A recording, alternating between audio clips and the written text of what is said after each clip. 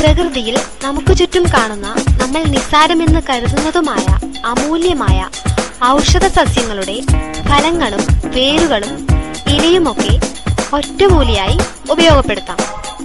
പാർശ്വഫലങ്ങൾ തീരെയില്ലാത്ത ഇത്തരം രീതികൾ ഉപയോഗപ്പെടുത്താൻ ഞങ്ങൾ നിങ്ങളെ സഹായിക്കാം.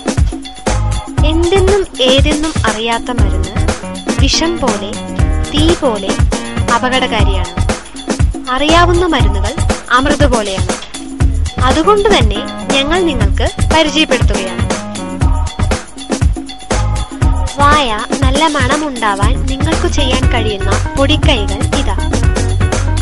ഭക്ഷണശേഷം ഒരു കഷ്ണം കറുവപ്പട്ട ചവച്ച് നീരിറക്കുക, അല്ലെങ്കിൽ കുരുമുളകും ഉപ്പും ചേർത്ത് പൊടിച്ച് പല്ല് തേക്കുക. പ്രകൃതിദത്ത മരുന്നുകൾ അപകടകാരികളല്ല. അതിനാൽ തന്നെ ധൈര്യപൂർവ്വം ഉപയോഗിക്കാം. ഉപയോഗം മൂലം മാറ്റം ഉണ്ടായാൽ തീർച്ചയായും നിരന്തരമായിരിക്കും.